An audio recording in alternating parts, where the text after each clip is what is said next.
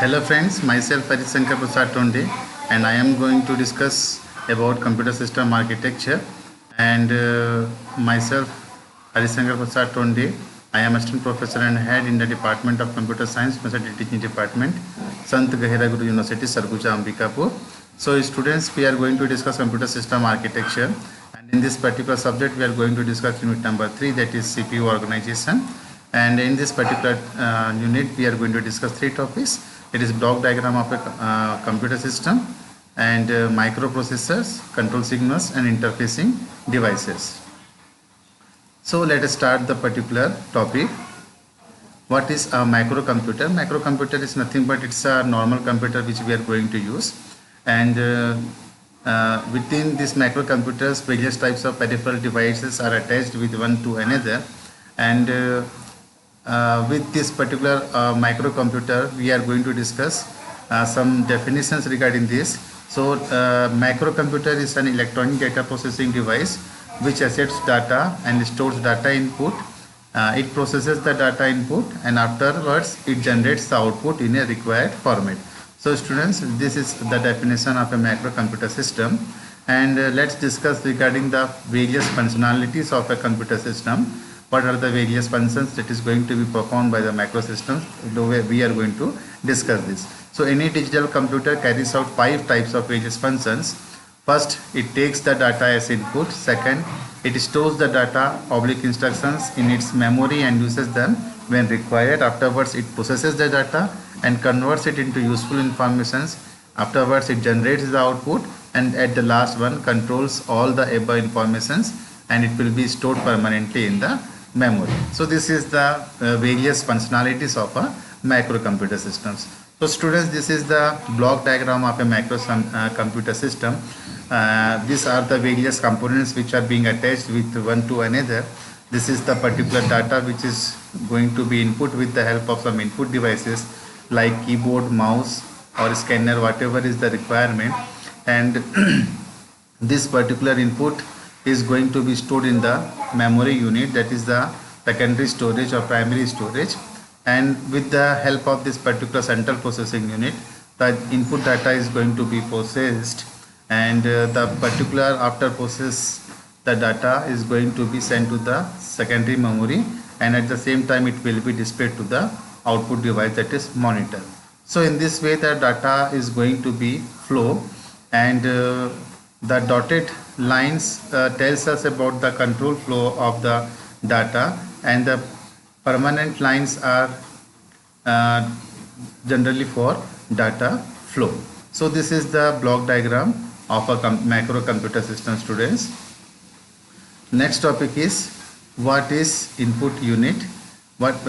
So 4 different various units are there, so we are going to discuss one to another. This is the process of entering data and programs into the computer system. You should know that computer is an electronic device like any other machine which takes a input as raw data and performs some processing, giving out processed data. So various input devices are in the form of some keyboards, mouse is the another input device, scanner is the another input device, even microphones are the another input devices. So these are various input devices through which any user can gives the input to the computer system. And next topic we are going to discuss is the output unit. What is the output unit? Output unit means this is the process of producing results from the data for getting useful information. So after processing we are going to get some output from the computer system. Similarly, the output produced by the computer after processing must also be kept somewhere inside the computer, that is in the memory for the future use. So let's discuss regarding the central processing unit. What is central processing unit? Computer system is nothing without a central processing unit, because it is known as the brain of the computer system. Everything is going to be performed and processed with the help of central processing unit. It comprises of 3 particular components. One is the arithmetic and logical unit for various types of arithmetic operations like addition, subtraction, multiplication, division, and logical units like with the flow of data is going to be controlled with the help of some logic gates and or NOR, XOR, something like this. And this will be the control unit. This control unit is the is responsible for overall controlling of the data in the form of some array processors, in the form of some common buses, in the form of some array buses. So this is the use of this control unit. And the third one is the memory unit. Its responsibility is to store the data. So next one is the storage unit. What is a storage unit? It is nothing but the information set of guidelines are stored in the storage unit of the computer system. The storage unit provides the space to store the data or instructions of the processed data. So this is about a storage unit. Means we are having memory unit in the form of some particular primary memory, secondary memory, that is hard disk, and afterwards some external devices are there, thumb drives are there, pen drives are there, flash drives are there, CDs are there, DVDs are there, external hard disks are available. So all these are nothing but these are the examples of storage units. So this is a pictorial representation of the particular components of a microcomputer. This is a particular monitor, this will be the printer, this will be the input device keyboard, this will be the input device mouse, this is the motherboard, and within this particular motherboard various components are going to be displayed. This is the control bus, this is the address bus, input port is there, microprocessor cache memory is there, RAM is there, output port is there, auxiliary circuits are available, and this is the role of the data bus where the data is being transferred from input port to the output port after processing of the particular data. So this is all about the components of computer system, how it is going to be work. So students, now our next topic is microprocessor control signals, and with the help of this microprocessor control signals we are going to discuss some types of operations that is being performed. And let's start with the microprocessor. Microprocessor is a controlling unit of a microcomputer fabricated on a small chip capable of performing arithmetic logic unit and various types of operations and communicating with the order with other devices connected to it. So students, microprocessor consists of ALU, registers, array, and a control unit. These are the various components that are available within the particular microprocessor. ALU performs arithmetic and logical operations on the data received from the memory as an input device. Register arrays consist of registers identified by letters like B, C, D, E, F, G, H, something like this, and accumulator. The control unit controls the flow of data and instructions within the computer. So students, this is the input device, and from this input device we are going to fetch some input to the microprocessor, that is arithmetic logic unit, register arrays, and control unit. And after processing it particular, it will be stored on the memory, and after it the data is going to be stored on the output device. That will be focused on the output device. So this is the proper working of the microprocessor. So now our topic starts, that is the microprocessor control signals. Three control signals are there with the help of which we are going to communicate with the microprocessor. First one is the read, write, and arithmetic logic. So what is actually happening? Let's start. This signal indicates that the data on the data bus is to be written into a selected memory or input-output location. Arithmetic logic unit is a positive going pulse generated when a new operation is started by the microprocessor. When the pulse goes high, it indicates addresses. So this is the particular thing which we are going to do is, and read is the operation which any data is going to be stored in the memory, then we are going to fetch from that particular memory, then it is a read part. And when anything is going to be written, means the instructions given by the user is going to be fetched inside the particular computer, then it will be a write operation, and write operations are performed on the particular RAM itself. So this is the particular part of the microprocessor control signals. So three status signals are input, output, (M), SO, and S1. So these are the three status signals which appears on the control signals.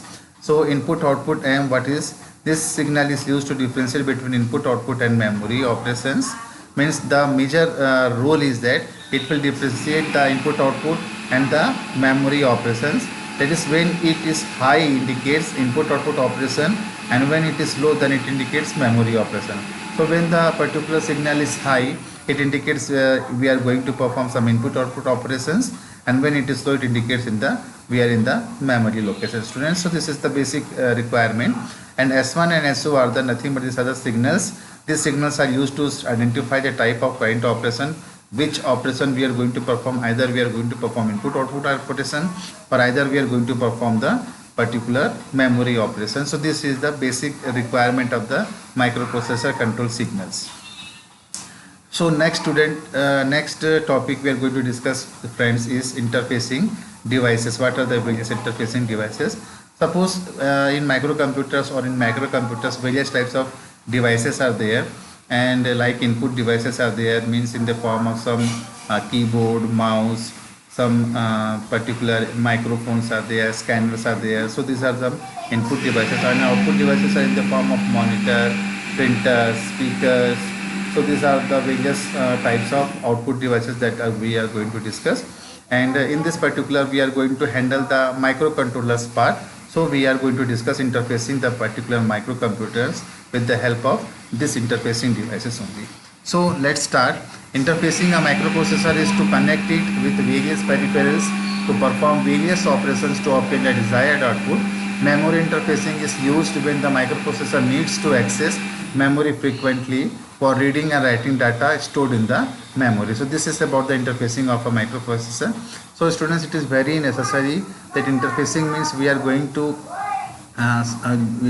we are going to interconnect with some various peripheral parts, and the data is being transferred from one particular memory unit to another memory unit. So interface is the path of communication between the two components. Interfacing is of two types. So students, we have to know the interfacing is of two types. One is the memory interfacing, and another one is the input-output interfacing. Just we have this we have discussed regarding the microprocessor control signals. There only we are going to discuss regarding this memory interfacing and input-output operations. So what is memory interfacing? Let's start. When we execute any instruction, we need the microprocessor to access the memory for reading instruction codes, and the data is stored in the memory. For this, both the memory and the microprocessor require some signals to read and write from the registers. The interfacing process includes some key factors to which the memory requirements and microprocessor signals are there. So the interfacing circuit throughout therefore should be designed in such a way that the matches the memory signal requirements with the signals of the microprocessor. So this is the memory interfacing, means whenever the data is being inputted to the computer system, whenever the data is being processed from the microprocessor, then it must be stored to the memory. So we have to interface it so that the data is being communicated properly and data is being transferred from one part to another part. So let's discuss input-output interfacing. What is this? There are various communication devices like the keyboard, mouse, printer, etc. So we need to interface the keyboard and other devices with the microprocessor by using latches and buffers. This type of interfacing is known as input-output interfacing. So students, this is the block diagram of the memory and input-output interfacing. Let's discuss this and let's watch what is actually happening. This is a microprocessor. The main task is to perform various operations, and this is the address bus through which the various addresses is going to be fetched, and this will be the data bus where the data is being transferred. As soon as the data is coming from the input devices, the data is being communicated with the help of the data bus, and this will be the control bus with the help of which the signals are going to be controlled, and the flow of the signal is being transferred from one part to another part. And this will be the input-output device. Either it will be a monitor, either it will be a keyboard, either it will be a mouse, either it will be a speaker, either it will be a microphone. Whatever is the type of devices, it is connected here only, and the data is being stored in the memory itself. So students, let's start with the 8085 because we are discussing the microprocessors. So definitely we are having some interfacing pins. Let's discuss this. Following is the list of the 8085 pins used for interfacing with other devices.